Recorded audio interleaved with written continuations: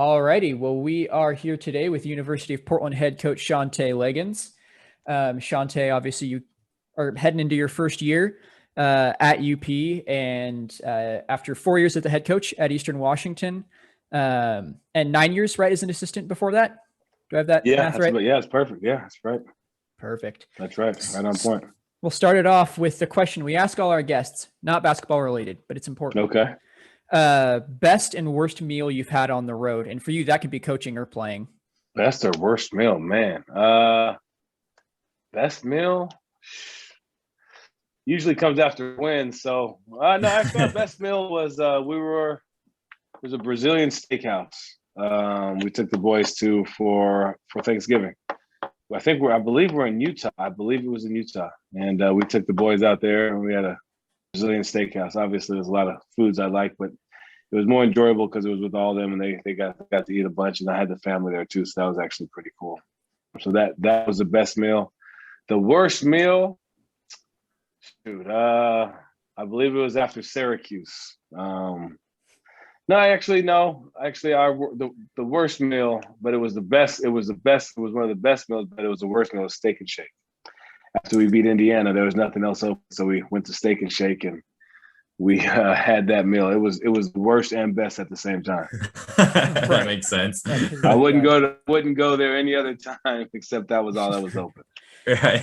Yeah. You're not the first person to say Brazilian steakhouse. A lot of guys are like, "Oh, that's the spot." I think Jacob Groves was the one, or is Tanner? It was Tanner or Jacob when we had them on who said that the Brazilian steakhouse was. Yeah. Yeah, it was a good meal. It was really fun. They just kept eating, and then it showed as we played. So, you know how that works. But it was worth it, though. It was worth it. It was fun. Right. So what drew you to the UP job? Did you have any other offers you were considering, and what landed you on the Bluff? I had a couple. I had some offers. I had some things I was looking at, but I turned a lot of them down. Because I felt comfortable at the University of Portland. I really did feel that it was a spot that made me feel welcomed, made me feel like we had a opportunity to win. There was like-minded people that were during the interview process, the process of hiring. They were like-minded. They had the same thoughts and ideas, and we thought the same when it came to how the program should be ran. And that was one of the most important things for me is I wanted to come to a program that they believe they could win and win constantly and win consistently, and to be able to do that and have to get with the norms and have to don't fall so far behind everybody else. It says, it's great. Obviously the players are what's important, but you got to get players here. And now it's kind of like an arms race a little bit with some schools. And, you can't fall too far behind. It's only good for so long. And then, people start figuring out and they start, negative recruiting you. And, that you weren't getting negative recruited before because you guys weren't, that big of a threat. Now you're a threat. Now it's negative recruiting time. So I felt that they're on the same path, the same view, and the same motto as me. We just want to win, and how are we going to do that? And they were our athletic director here, Scott Lakin, was right on point with that, and he was the whole time, and the president was on the same page, and so I felt really confident and comfortable coming here. Yeah, and I kind of want to know what opportunities are you looking forward to at Portland that maybe you didn't have at your previous spot at Eastern Washington? Well, Eastern was great. It was home to me and my wife and my kids. And, that's something that I'm always going to cherish. I had some great people that worked there, people that I grew up coaching, I guess you could say, with, and learned a lot of things from people that are, I'm just looking forward to the new experience, the opportunity to play in a league that has multi-bid league. Like I was telling people, they were saying, well, you'd be in the top 25 maybe if you came back to Eastern. I said, yeah, it's true. But if say Montana hits a bank shot in the semifinals and we miss it, we're not going to the tournament, So it doesn't matter. You can do whatever you want, but that's a great look. You can go recruit a different type of player, same type of player, but a different kind of player. That's going to be a little different. Being in a league, I mean, I played with great teams in the Big Sky. There was great coaches in the Big Sky. It was a different game every game. That was different. There was not one team that really much played the same. That's the same here, And so, that's going to be challenging. And then just trying to navigate through, against, Hall of Fame coaches in the league. You got Lorenzo Wilmar has a chance to be a Hall of Fame coach. Coach Few's a Hall of Fame coach. Herb Sendek's been in some big games. You got, up and coming like Mark Pope, and you have a lot of really good coaches in this league. You have a coach like Todd Golden. You have a coach at St. Mary's. He's really good. And so, that's going to be a lot of fun to try to go up against, different teams that way and coaches. And then obviously the cities you travel to, there's no more Pocatello. I'm going to San Diego. I'm not traveling to some of the cedar cities and some of these spots where you have to get off a plane and then get on a bus and drive 2 hours, and so that's kind of cool, but at the same time, I think that's what sharpens your teeth, and that's what makes you so hungry when you're in a certain spot in Eastern, is you get to do those things. And now, we're coming to a spot where, we've been, looked at as a place that you can't win, a place that if it's got the same early feel as when I first took over at Eastern. They didn't think you'd be very good. You picked 7th, you picked 8th, and you got to go and prove everybody wrong. So I think I'm really excited about having that chip on your shoulder and going out and getting guys, excited for that. Yeah, I mean, plus you still get to visit over the East Side once a year when you play Gonzaga too. Exactly. Yeah. That's going to be a lot of fun, and I'm going to try to, they sold out tickets, but I'm going to try to bring all the Eastern people I know to those games. I know they'll enjoy it. Yeah, right on. I mean, you kind of on it. You're heading to a program that has struggled to win games as of late. So, I mean, I'm sure I'm not very connected on the UP side, but I'm sure they're very hungry for win coming in, out of kind of a drought time. Yeah. Do you have any expectations coming in, or kind of anything that you hope to do to flip that culture around to kind of a winning culture? Yeah, you always supposed to undersell, but I want to come win. That's just the mentality I've had since I have been a player, since I've been a coach at Eastern. You want to come in and win, and that's what you want to do here. And I think, it's been a wild ride, since I took the job. I've heard from so many, old alums from the University of Portland.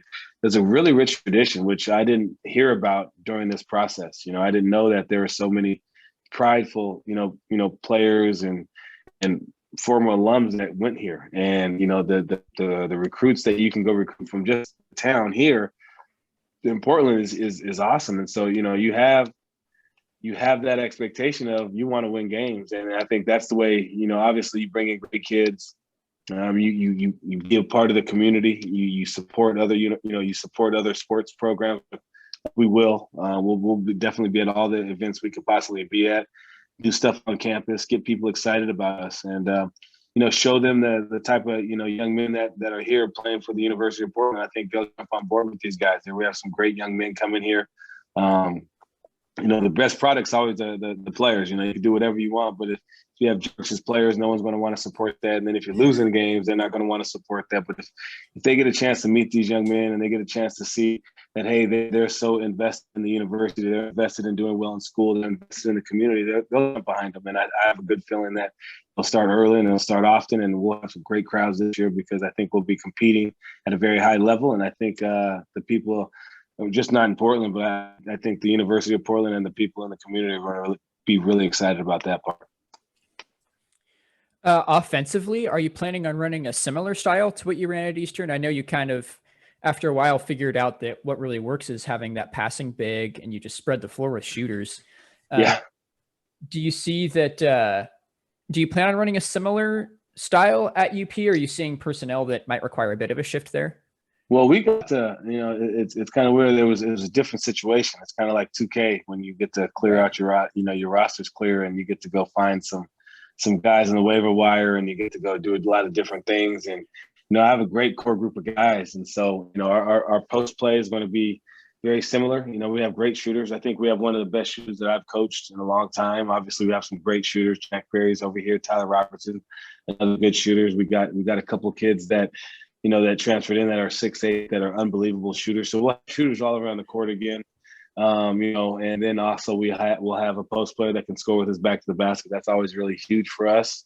And we got some good young guys coming in too. So it's going to be a similar deal, but you always it's year to year, So my first year at Eastern, it was all Bogdan. I mean, yeah, he had the ball in his hands, and we played 40-minute games. He he didn't even pass in warm up. So he had the ball the whole time. And so it was like, you're going to make the right play. Now, he led our team in assists and everything like that, but the ball was always in his hands. And so, that's a difference than what it looked like the last 2 years, and the year before that, Tyler Kidd, in that second year, you had a lot of guard play, and then Jesse Hunt.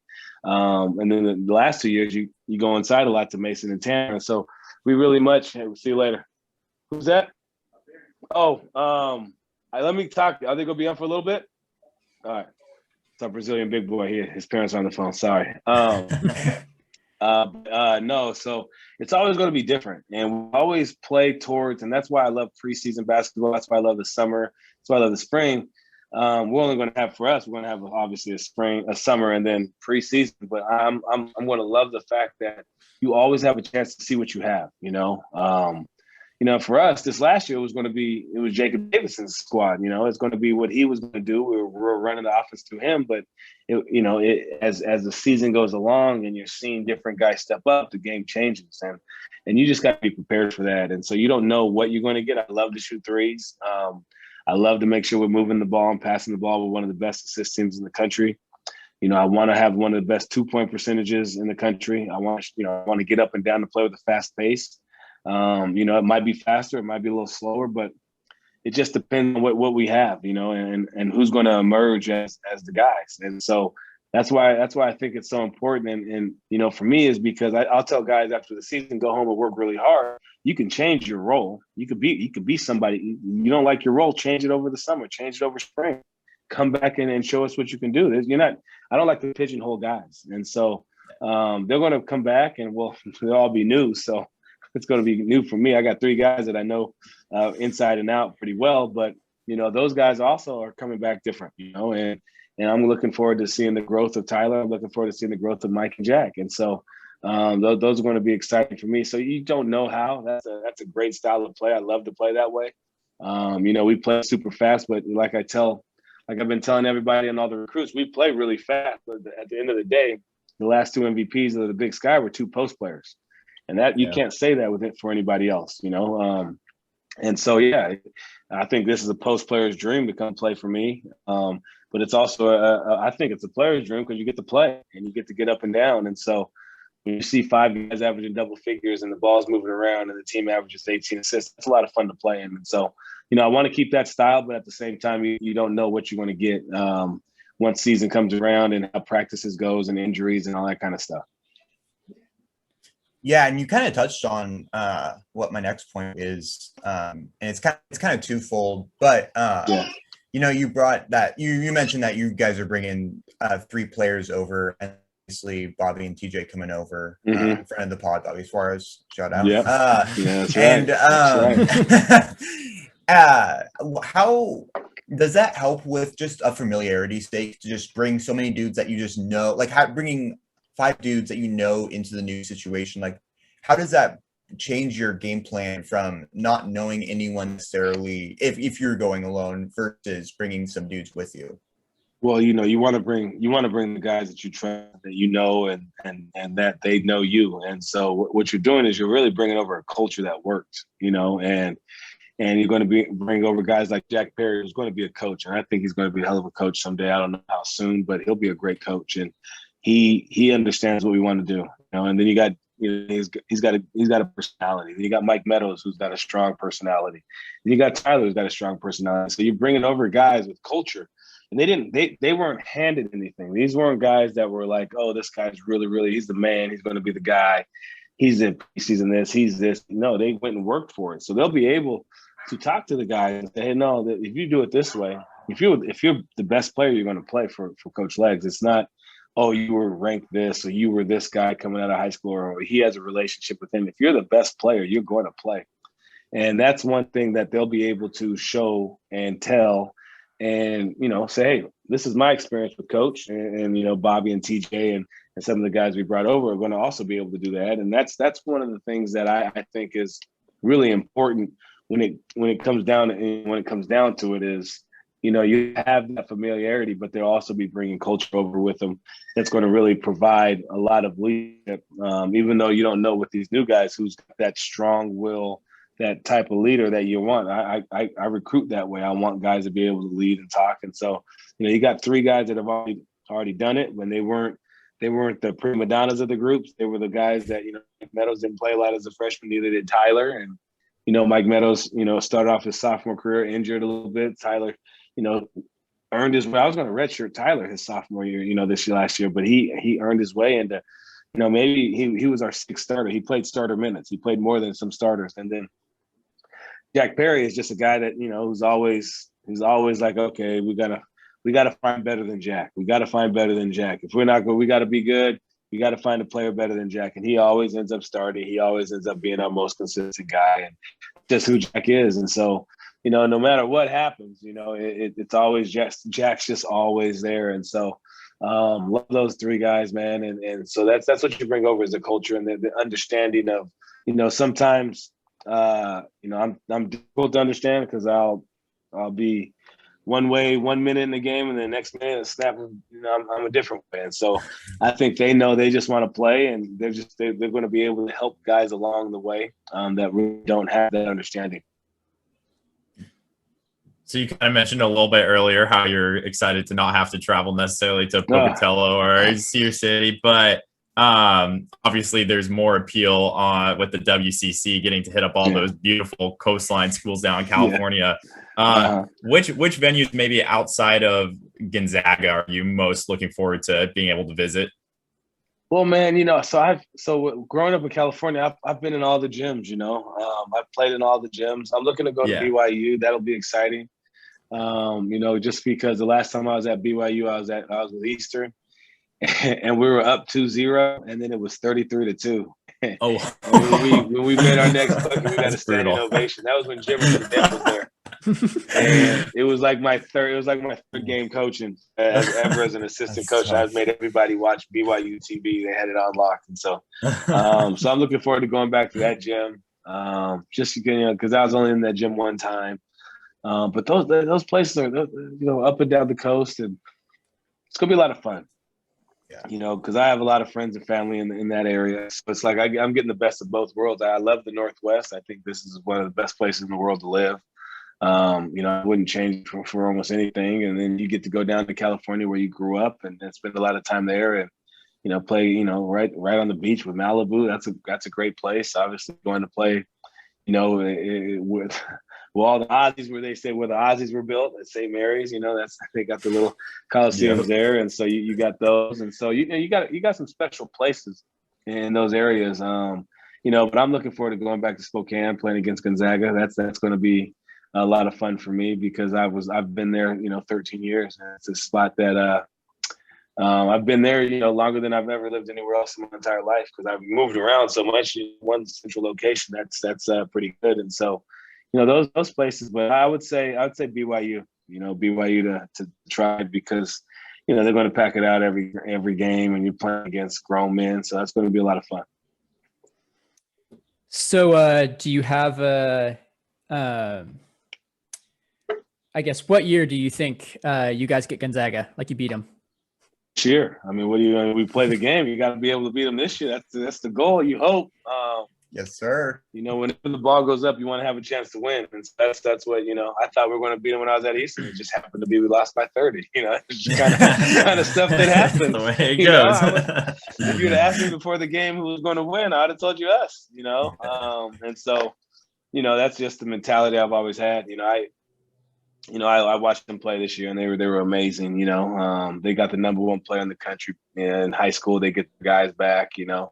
They got the point guard coming over that I think is really good from Eastside Catholic, or he went to Watash. And, they're going to be pretty good. But I want to beat them this year. That'd be better for them for 40 minutes, maybe 45. They'll be efficient. They're getting coached by one of the best coaches in the country. Maybe one of the best coaches to ever do it. And Coach Few and so you got that, but they lost a couple guys, they lose a coach, and so they got a little bit of this, a little bit of that, but they got guys, and so you win with guys. They got those, and they got a lot of them, and so when the ball goes up, you want to be better than them for the 40 minutes, and I hope our guys are ready, but you want to beat them this year. They lost a game. They lost one this year. Happened to be Yeah. but they did lose one. And so, but watching them play, I mean, that's what you want to be. That's what you're pushing towards is to be that efficient offensively, defensively. You want your culture and you want everything to be built that way. And we'll do it our own way. We'll do it differently. But that's what everyone's trying to get to. And if they say they're not, they're lying. That's going to a championship game. And so, not just a league champion. That's a NCAA. So you want to get there, and you want to be able to beat those teams and have to, have a chance to beat them. And that's exciting. You get to play, the number one team in the country, night in, night out. And every year you have a chance to play against 3 or 4 top 25 teams. And so, you want to beat those teams. You want to be involved in games like that. And so if you're a player, then that's where you want to come. You want to come to the University of Portland because you believe you have a chance to win. And so that's what we're recruiting towards. And that's what we want to, those are the kind of players we get. Plus, I mean, I would assume we're going to have at least close to full capacity fan-wise for next season. So that definitely helps with conference upsets, having the fans. I'm sure that kind of helped Gonzaga going into all those games without having to go into, especially going to BYU or St. Mary's. Those are such tough places to play normally. Yeah, they are. And it does, obviously they're still tough because they are still very good teams, but I mean, I remember watching the BYU game and I was like, wow, it's normally so loud in here. Yeah, and it's crazy. That definitely that helps. So kind of transitioning, looking at your time at Eastern Washington, was there a time where you were starting to think of moving on, or was it just you got opportunities and you wanted to look at them and see, reevaluate where in your career you were? Well, I loved Eastern. I never wanted to leave. I wanted to build it up something special. And as you saw, we were rolling, and we were on a path that was going to really put us in a great light, and I thought we were really going in a good spot. And I never wanted to leave. It's not that I wanted to do that. I just thought for security for my family. I was going into the last year of my contract, with the new athletic director, and you think after your first season you win 20 games, you think most people in our league, you get contract extensions. I didn't get one. You go to the championship game the next year, you get a contract extension. I didn't get one. And you see people behind me constantly getting contract extensions for winning and getting 6th, 7th, 8th place. And it's just, and so you're going into the third year, you're like, dang, okay, I'm going to my third year. We haven't done anything, it's no big deal. I get it. I understand. We didn't win a championship. Then we have the year we had Mason as MVP. I was coach of the year that year. Our staff did a great job. Our team GPA was always over a 3.5. And, it wasn't too much talk of a contract extension. And then, it just became one of those spots where you get, when you're recruiting and you're starting to get to a place and parents are starting to say, well, how long will you be there? I see that your contract's only, you only have a year left on your contract. What are you doing with that? Are you planning on leaving? And it just got to a point where it put me in a bad spot a little bit with recruits and, and then also, just the security of my family. This is what I, do for a living, and, anything could happen. You could have like we had the season we had last year. We're NAU couple shots and us playing bad away from not going to the tournament. And so now you're going into your last year with anything. And so when there's some opportunities, and the year before I had some opportunities to go and have some interviews with some other schools that I turned down because I loved Eastern. I really did. And I really believed in my heart of hearts that I, young when I first got it, but I'm going to end it there. This is what I want to do. I want to make sure I build this thing into something super special. And we were on that path. And then, when you started thinking about it, when you have, your mentor saying, well, that AD, and again, she's a great lady. She just didn't hide me. You see it everywhere. You could see it everywhere you go. It's nothing against her. It's nothing against anything. It's just, it's her program and she wants who she wants in her program. And maybe she wanted me for a long term. I don't know, but we didn't really get to those, serious talks. And so I just, it was going into my last year.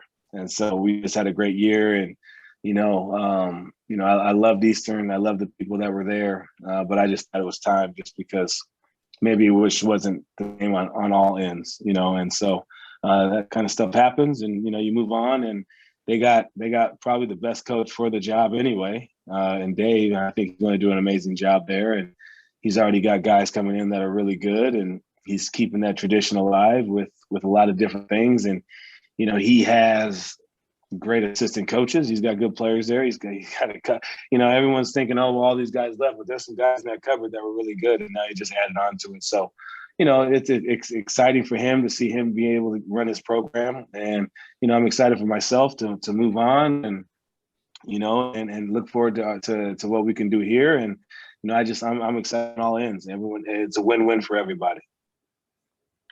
Yeah. And I kind of want to talk more about the play at Eastern Washington. So 2019 through the 2020 season, Eastern Washington, you guys had a great season that year. And of course, it all gets derailed by COVID right before Big Sky play happens. So I can't even imagine how frustrating that was. And we've talked to some players about their perspective over the last 15 months, but I'm kind of interested to hear from a coach's perspective what that summer was like back last year, and then heading into this 2020 through 2021 basketball season. You guys make the Big Sky, you win the Big Sky tournament and you make the NCAA tournament. How fulfilling was that? And just kind of how was this last whole 15, 16 months? It was fulfilling. Ending it that way the first year was difficult.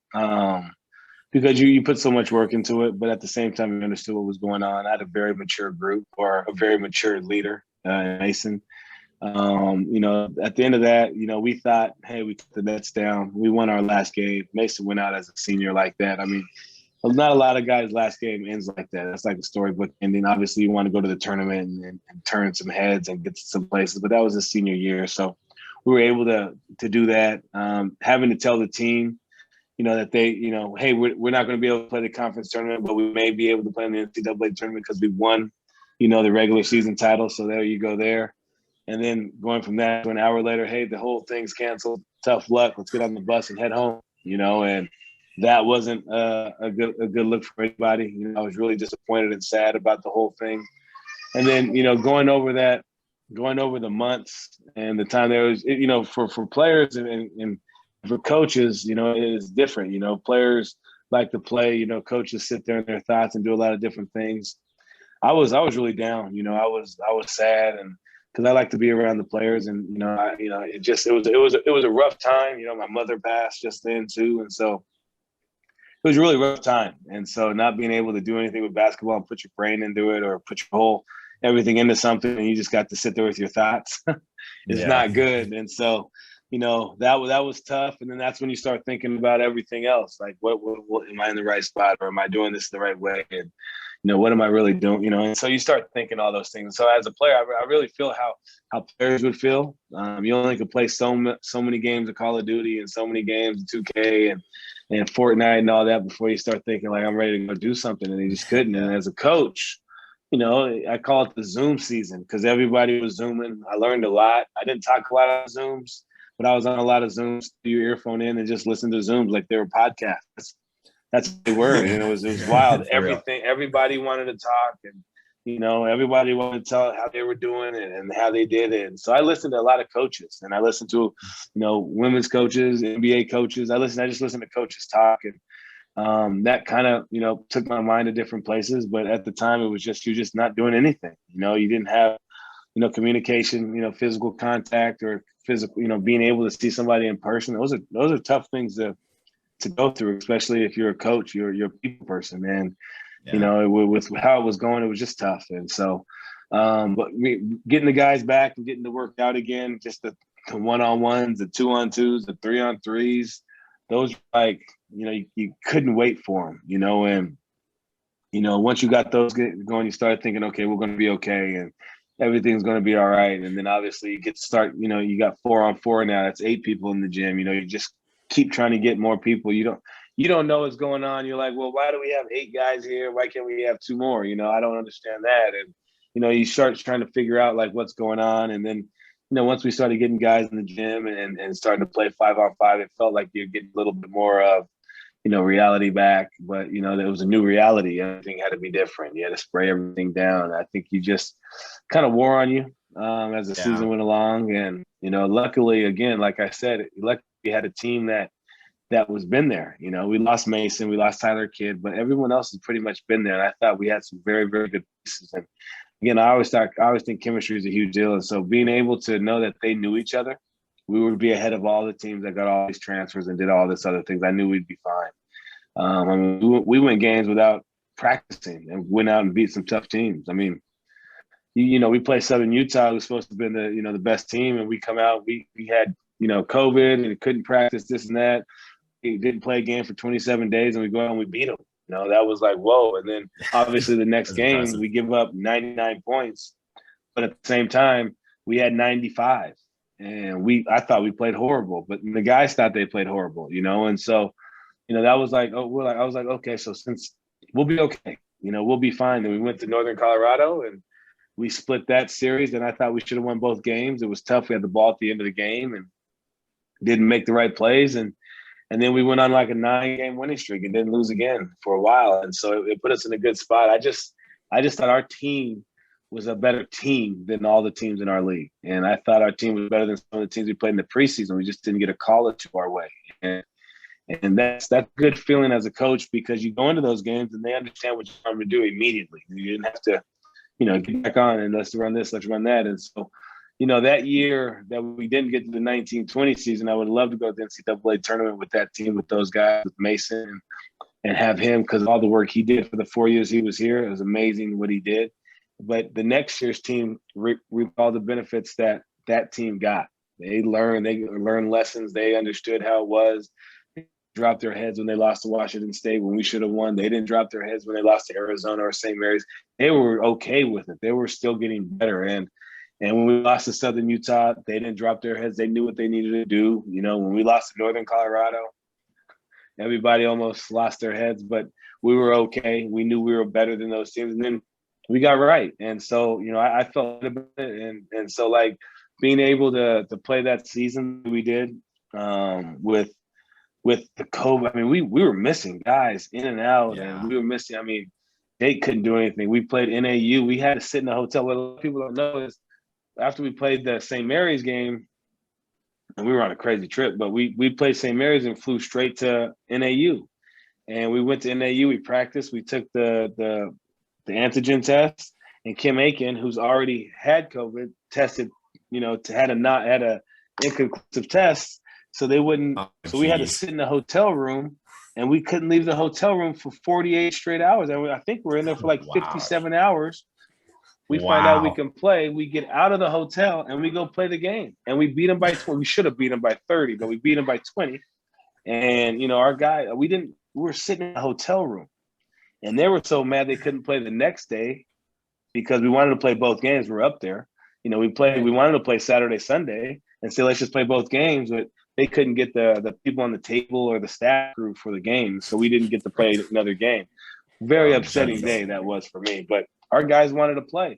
And from that day on, our guys had a crazy chip on their shoulder. It was wild.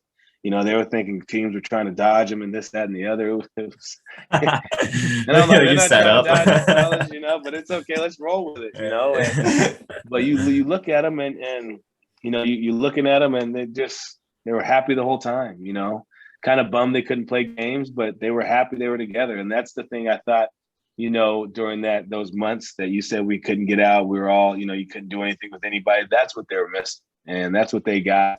Even if they had to sit in the hotel rooms, they at least got to be with the teammate and all that kind of stuff. So it all worked out. Do you think that this was maybe the closest bonded team that you've had then because of the experience that they had through COVID, or maybe not necessarily? I mean, every team I've had has been really close, Right. That's one thing that I think they bond together maybe for a legs is crazy type deal. Like, oh, he's crazy. They start telling stories about that. Or, I think this was a very close bonded team just because the time we had together, and we had so many different personalities. The year before, again, we had so many, it was the same team. So that's why this team was a little bit more bonded. I thought Mason was a great leader, even though he was married and had to have other obligations sometimes and other players, but he was there all the time. And so that was a great bond. I think he showed guys how to be great leaders. And that's one thing I told everybody from, who would listen is, Tanner's really good. I think he's very talented. The thing that we're going to miss the most, we're going to have this, that, and the other the leadership piece. That we learn anything from that. And I thought guys did a great job of understanding what Mason was about, and they took some of his leadership qualities, with him as they went forward. This last 2 years, I remember the win over Belmont was a big deal for the program. In November 2019, you guys stayed competitive against UW, Boston College. Was there a game or moment for yourself where you realized that, especially this core of these last 2 years, that we're next level since at least the Tyler Harvey era? Yeah. We kind of realized that. I just thought the games we were in. I didn't think we would have been in those years before. I didn't think we'd be able to fight those games out. And, you get a couple calls here, and you got to go into those games, the money games. You got to be up by at least 10 points if you're going to win those games, or get an accidental bad call against them. Yeah. But when you're looking at your team and you're like, well, we're going against this team, what can we do to win? And we don't switch up anything we do. We just say, hey, let's go see what we can do against this team. And that's one thing that I learned as a coach is, sometimes you just go be who you are and try to, don't worry about the other team. And I don't care who it was. And we were right there with a lot of those teams and a lot of those games. And you could see the Arizona game. I joystick that game. I was trying to, all right, we're not going to lose this game. We have these other games. I know exactly what we're doing. We're going to make this work. And so we have this. We're going to run this play, this play, this play, this play, and this play. And I never do that. That's just a horrible way to play. And you can see our guys tighten up, and you can see them miss wide open shots. I mean, I got them wide open shots now. Don't get me wrong. But they were tight. They were tight. And so when you look at that, I mean, the Belmont game was a huge game for us. I thought, what I thought when we, it's crazy to think this, but when we played Gonzaga and we lost to Gonzaga the way we lost to it, even though we all thought in that locker room we'd win, right? When we did that, but we came back out the next day after having a break on Christmas Day and winning, I thought we had a pretty close team. I said, I think we're pretty good. We came out and beat Weber, and I thought, okay, we're solid. And we beat Weber twice. And I said, okay, we beat Weber the one game. And I said, okay, we're going to be pretty good. And then we turn around, and then we lose Idaho State. And that's one of their only 2 wins. So I was kind of up and down. And then we came back, and I was like, okay, we'll be solid. And then we lose to Montana. And I'm like, oh, man, what's going on? And so then we started playing really well. And so I think it was that time, that stretch of games. It wasn't just one, but it was a stretch of games where you thought, okay, they're going to go in the tank. They've lost some games. They just lost to Gonzaga. We had a good preseason. Everyone was talking about us. We thought we could beat GU. We thought we could. I mean, we go into the game. People might not have thought with us, but we thought we could. And so we were like, okay. And then we win a tough game because the way we lost that, I was like, we're going to struggle. We didn't practice. The last thing on their mind was a beating from Gonzaga, right? And so, you think that, and you come back and you beat Weber, and you're like, okay, we're solid. And then we come back, and then we met against Idaho State. And so it's like, who are we? What do we do? Was that preseason all a fluke? The Belmont game was in that part of that preseason. And so you're thinking, is that a fluke? And you're looking at you guys, you're like, no, we're pretty good. Am I messing with things? Have I messed stuff up? And it was just that, that game, Idaho State played their best game of the year. And, they only won 2 games that year in league, and we were one of them. And so and then you come in and you lose to Idaho, and so the games you lose were to Idaho and Idaho State, and you beat everybody else. And so that let me know that we were pretty good. I really thought, like, okay, they put it together. They could have tanked it, but then we just go on these streaks of winning, and the guys are playing. They're basically coaching themselves after a while, and they did a great job. And that was when I thought we'd be pretty good. And then moving on to the next season, I thought we'd be really good. Which I thought if we would have had a little bit of spring and summer, I don't think we would have lost many games. I really don't. Because that team was really good too. I mean, especially the way with everybody coming back and playing the way they did. And even, you could say that we didn't have Jacob Davidson, full amount the whole year, was right on cue, but you had other guys step up and play. And Jacob's injuries, I think, really hurt him this year. Hurt him with weight, strength, and that's what really slowed him down. But, I think that stretch of those games from the Gonzaga game on, I think really made me believe we're a really good team. Yeah, it tracks. On a little more of a fun note here is Drew. I mean, I know you played guard, but Yeah. Drew said that you can still shoot it pretty well. How many of the guys on Eastern could you beat in a game of horse? All of them. All of them. All of One of them them. could be, and and if one of them tell you different, they're lying. I've never lost any of these guys in the shooting game. They'll tell you on a trip, oh, well, you beat me in a quick one, and yeah, that's just on a trip. You know, when we play and we shoot, yeah, they never win. It's like riding a bike. It's easy. I don't jump high. I don't do too much. Tyler Harvey, can you get Tyler Harvey? Always, still today. Now, at him, he'll lie and say he could beat me in a couple ones, but he would bring me to the gym at weird hours, man. I didn't like that. Bring me to the gym in early mornings, and it's just, let's go get some more shots. You know, it was one of them things. He'd probably get me if it was like the 5,000 shot I shot that day, because that's how many shots I would shoot in a day. But yeah, I always shoot against these guys. It makes it fun, and you know, I could guarantee I'm the best shooter on the staff. I can guarantee that. Hey, I want to see you out on the floor then if I come to the game. I will shoot. You'll see me shooting before games. Yeah. I can't move no more. Spot up shooter. That's it right there, corner guy. Right. I fit in our offense all day. Yeah. It's like a Steve Novak out there. Nice Sit right there in the corner. Exactly. Play no defense. Fit right into how we want to play. Do you have any like coaching role models? I mean, I know you've been a coach for a significant amount of time now. No, a lot. I have a lot, man. You know, Ray Lopes, who was the coach at Oklahoma. He coached at, you know, UCSB when I was a little kid. He's now he was the head coach at Fresno State. You know, I got to spend time with him a lot. I got to look and see how Kelvin Sampson did things, because from being far removed, but right there with him, because the Oklahoma days, Ben Howland grew up in the same city as me. Those guys are guys I look up to and see how they've done things. You know, they're all different. You know, they all got something wrong with them. They're all crazy as hell. You know, but then you got guys like high school coaches like Dave Benezra, who coached the Rockfish. Thinks the game, talks the game. He'll talk to you about basketball for hours on end. And then Sal Rodriguez, who's the Goleta Boys Club guy, spend a lot of time. And then you just study coaches. You know, you study coaches and you see what they do. You see how they do it.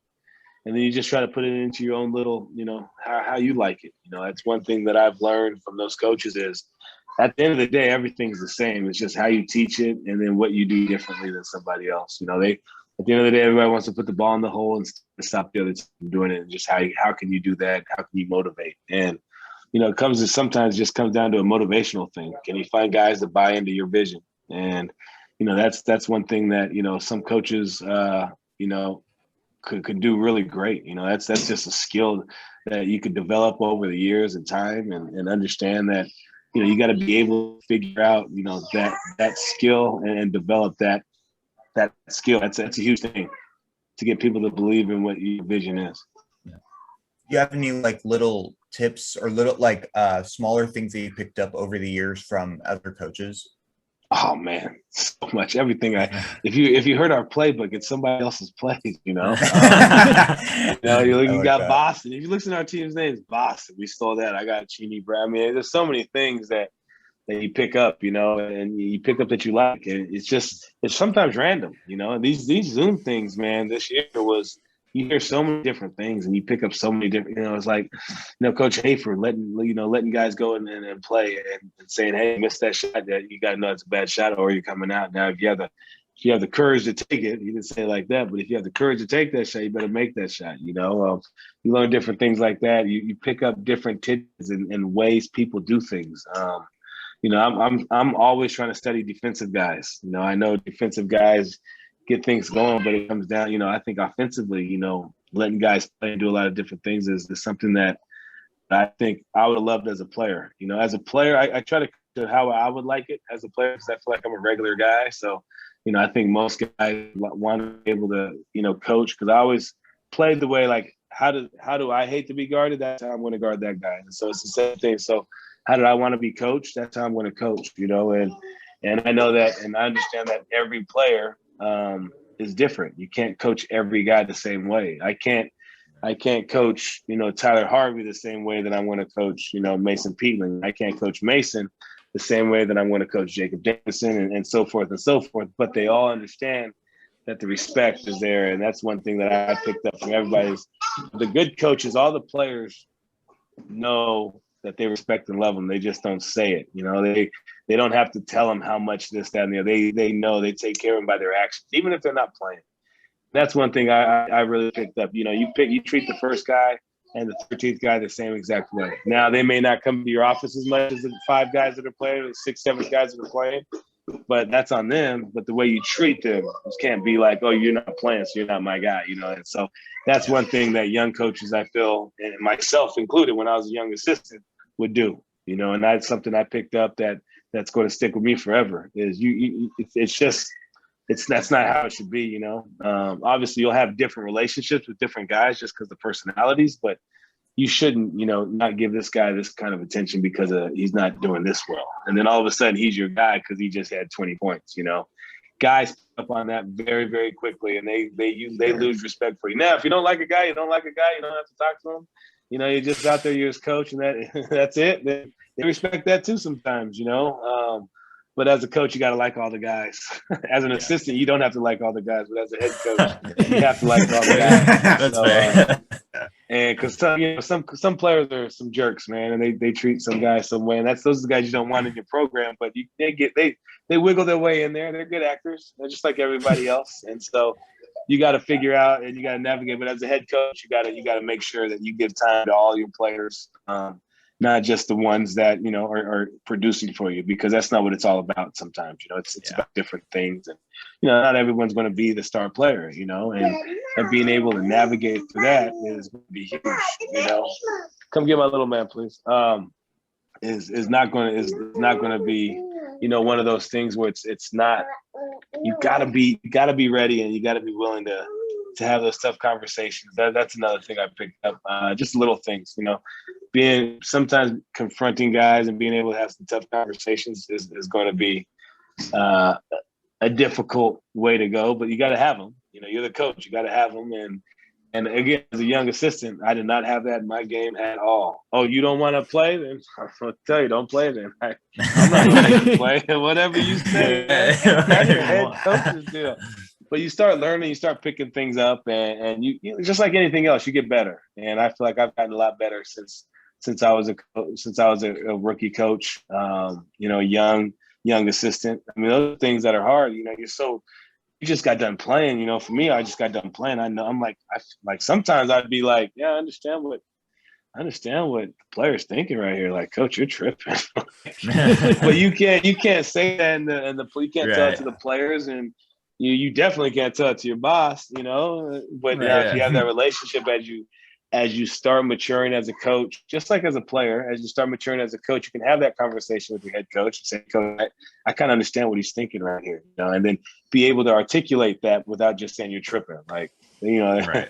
You're wrong. This is how it should be. But if you're able to articulate those things, I think as you become a coach, or as you become more experienced, you're able to articulate, you're able to have those conversations.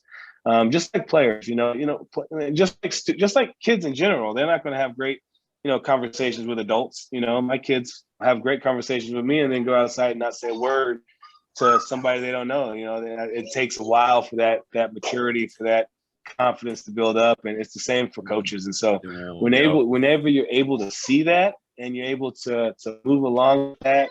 That's the most important thing I picked up is the confidence piece and being able to have those conversations and understand that, I think I was in like year 4, and then I figured that not every player is going to like me, even as an assistant coach. As an assistant coach, you want to be everybody's guy. You're their guy. Yeah. But if you want to take the next jump, you can't be everybody's guy. You got to tell them the truth sometimes. That usually pisses people off, and you hope in time you did it the right way and they'll respect you for it. And as a head coach, our first meeting I have with our team all the time is I said, listen, everyone likes me right now, but I can promise you, you won't like me when the games come around because I'm the one who handles playing time.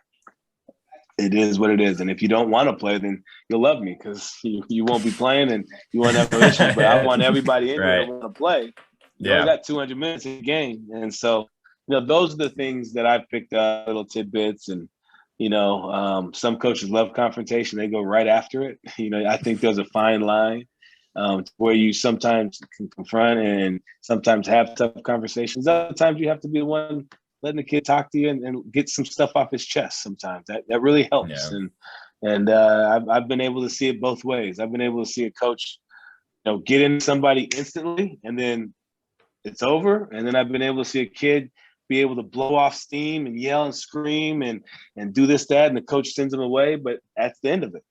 He talks to him, it's over. It doesn't hold it over for the next, 48 hours. I'm not going to punish this kid because kid wants to do well. He's frustrated. That's life. How many times have, you or me or anybody else have snapped real quick and then, I shouldn't have done that. That's a bad move, but they want to play. And so you got to understand that. And those are some of the things that I've picked up.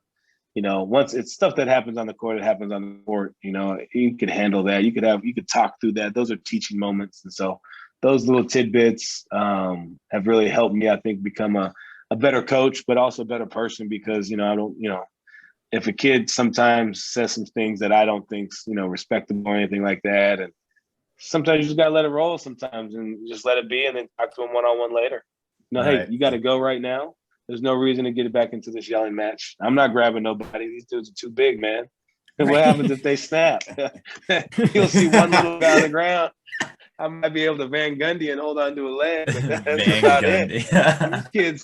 These kids nowadays, they lift weights. And so, those are some of the things that I've picked up and I think are really useful. I mean, I pick stuff up all the time. I was just, matter of fact, we had a kid on campus here for a visit and he was telling me about his old school, the transfer school. And he was telling me some of the things his coach said. And, I didn't agree with some of the stuff, but there was a couple of things he said that I liked that I'm going to, keep with me and use that in my practices and do certain things that way, because there's a couple of things that you pick up all the time. And, that's actually a great idea. It might not be the way that it should have been done or used, but I'm going to use it in the way I move forward with some things. And so those things make it pretty easy.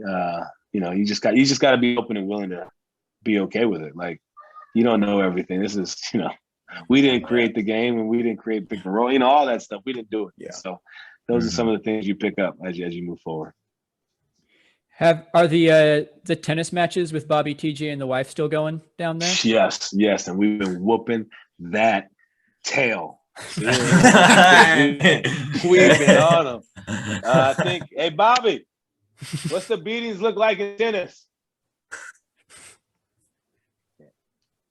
Yeah, what beatings? He says, what beatings? We've been beating them down. We've been taking Bobby and TJ out to the woodshed. And they have a great tennis facility. They don't like it. I think it's the best thing ever. They got over where we could play inside. They got outside tennis courts, and they got so Bobby and them can't cheat. They have an instant replay thing right there. So if they try to say it's in or out, it's right there. Yeah. And so with that new invention for us, they don't win. We've had some battles over this past summer. We're starting to dwindle down now because the guys are starting to trickle in, so it's going to be a little less. But it's been a lot of fun playing tennis with these boys, so it's been a lot of fun. Very good. Well, Legs, thanks for coming on today. How can people who listen find you and follow the team and yourself? Shoot, go to Go Pilots on Twitter, and then obviously I think you can find me at Coach Legans on Twitter. That's about all I got. I don't do anything else. I'm very, very basic. That's why I got these young guys out here. They got all the Instagrams and all that new stuff. And I have an Instagram too, though, but they got all of it. So they got all the fixing. So, and then, come to a game. Come watch us play. You like us, you'll be able to watch us play. And I think this will be a different UP team than people seen in the past. Yeah, I definitely want to come down to a couple games. I really love going to games as a kid at the Charles Center. So it's nice, right? Yeah, it's nice. It's a lot of fun. Yeah, they put a lot into they put a lot into this into their arena. I guess you gotta call it now, into their arena and the athletic facilities out here. It's really nice. And so again, we are. I'm very excited and very lucky to be able to take over this job. I think it's gonna be a lot of fun. For sure. Well, thanks again, Shantay, University of Portland head coach. And you can follow us at Y-Ball Starters on Spotify, YouTube. Please subscribe and follow, and all the main social media channels. You can find us there as well. This has been episode 18, right, guys, of the Y-Ball Starters. Yeah, Yes, 18. sir. There you go. Thanks for having me, fellas. Thank you. you. Thanks for coming on. Appreciate it. Of course. Anything for my man. I hear you.